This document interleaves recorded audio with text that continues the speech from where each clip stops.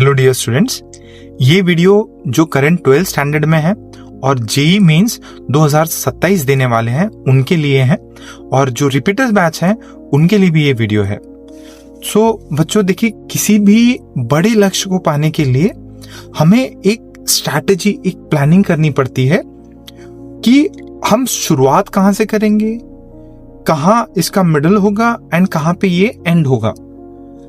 जिसकी ये strategic planning है उसकी सक्सेस के चांसेस बहुत ज्यादा बढ़ जाते हैं। तो सेम जो हमारा गोल है JEE Mains 2027 and JEE advance 2027, तो उसके लिए हमने आपके लिए एक स्ट्रैटेजिक प्लान बनाया है जिससे आपकी जो पुराने चैप्टर्स हैं, नए चैप्टर्स हैं, सबके रिविजन्स होंगे, सबके पार्ट टेस्ट होंगे। आपको जेई मेंस पैटर्न पे क्वेश्चंस प्रैक्टिस करने हैं एंड फिर फाइनली एडवांस लेवल के क्वेश्चंस या जो पैटर्न होता है उसके पेपर्स प्रैक्टिस करना है। तो इसको हमने नाम दिया है नीव विजय अभियान। ये 21 जून से स्टार्ट हो रहा है, यानी कि ये संडे से लेके 2027 के जेई मेंस के संडे तक हर 7 दिन बाद आपका एक पेपर होने वाला है मिनिमम। ज्यादा भी होंगे, बट ये जो प्लानिंग है ये संडे टू संडे है फॉर द नेक्स्ट 200 डेज।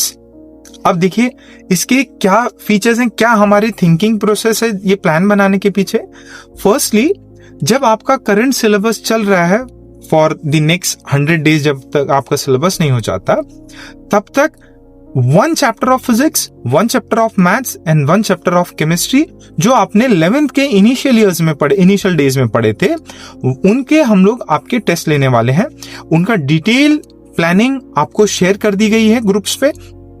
और स्टार्टिंग फ्रॉम 21, जिसके अंदर केमिस्ट्री में आपके पीरियोडिक प्रॉपर्टीज हैं, मैथ्स में आपके सीक्वेंस सीरीज है एंड फिजिक्स में काइनेमेटिक्स 1 एंड 2 कंबाइन करके लिया गया है।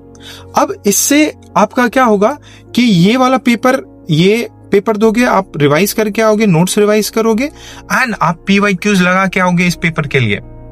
तो ये पेपर फिर ऐसे 5 हफ्ते तक ऐसे एक चैप्टर्स का हम लोग टेस्ट करेंगे and on the 6th week, छठे हफ्ते, जो भी 5 हफ्तों में आपने जो चैप्टर्स किए हैं उन्हीं 5 चैप्टर्स का वापस से टेस्ट होगा on JEE Mains pattern as well as advance pattern. 6 घंटे का एडवांस पैटर्न होगा।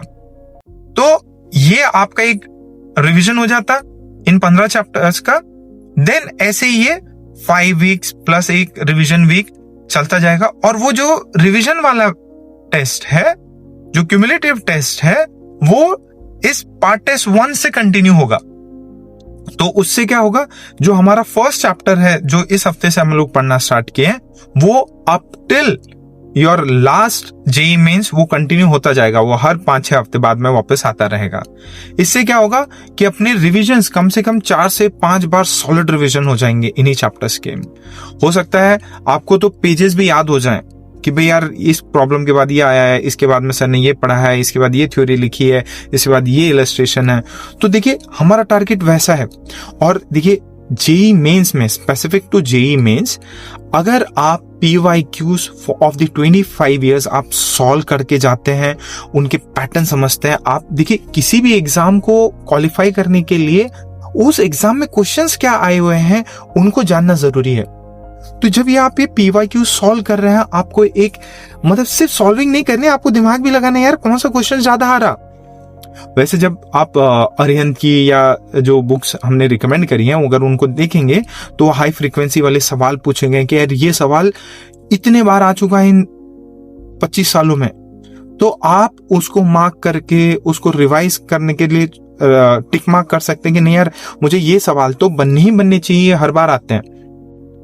देखिए बच्चों, सिलेक्शन बहुत इजी है प्रोवाइडेड हम डिसिप्लिन बनाए रखें और फॉर दी नेक्स्ट जितने भी 200 डेज है and up to the advance level, हम लोग रोज 12 घंटे 14 घंटे अगर अपनी पढ़ाई को दे रहे हैं तो पक्का मानिए सिलेक्शन आपका होगा। You would be in the best college that you have dreamed of. कि आपने को IIT जाना है, यस हम लोग IIT जाएंगे। बस इस समय पे डरने का टाइम नहीं है, लड़ने का टाइम है एज अ वॉरियर। जो मैंने उस लाइन में भी कही थी, हम सभी नी वॉरियर्स हैं, हम लड़के रहेंगे, हम डरेंगे नहीं, झुकेंगे नहीं, हम लड़ने आए हैं यहाँ पे और इस एग्जाम को क्रैक करके दिखाएंगे। सो देखिए, स्ट्रैटेजी एकदम सिंपल और वेल प्लान्ड है, बस हमें चलना है उसके ऊपर। कई बार ऐसा मन करेगा कि यार मैं क्यों करूं, मैं थक गया हूं, मैं रेस्ट करता हूं, मेरा वर्क लाइफ बैलेंस होना चाहिए, मुझे थोड़ा आराम भी मिलना चाहिए। देखिए, ये सब चीजें सिर्फ एक्सक्यूजेस हैं। अगर बड़ा गोल है तो ये सारी चीजें साइड में चली जाती हैं। मेरा मन नहीं कर रहा है पढ़ने का, फिर भी मैं पढ़ूंगा। चलिए ठीक है, 12 घंटे की जगह 10 घंटे, बट उससे कम नहीं। देखिए, यही तो डिसिप्लिन है। ट्रू मीनिंग ऑफ डिसिप्लिन पता है क्या होती है बेटा?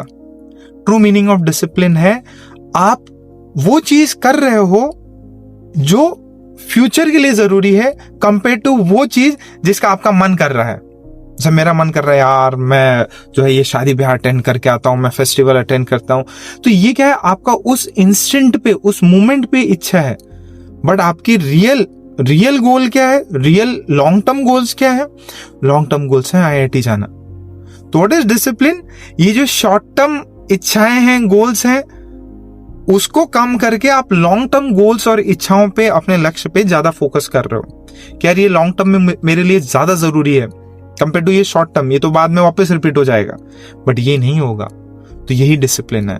जो बच्चा इस शॉर्ट टर्म और लॉन्ग टर्म को समझ जाए, वही ट्रू मीनिंग ऑफ डिसिप्लिन समझ सकता है, वही डिसिप्लिन फॉलो कर सकता है। ठीक है बच्चों, we are both very excited कि बहुत मेहनत करेंगे हम सभी, हमारे टीचर्स, हमारा स्टाफ, सभी लोग। अब आपकी देरी है, आप पूरा एकदम बेल्ट कस लीजिए कि नहीं, यस मैं करके दिखाऊंगा, मैं अपना गोल अचीव करके दिखाऊंगा। यस, एक ही लाइन, संकल्प अटल, प्रयास प्रबल, विजय निश्चित, और विजय आपकी होगी बेटो। ठीक है, ऑल द बेस्ट।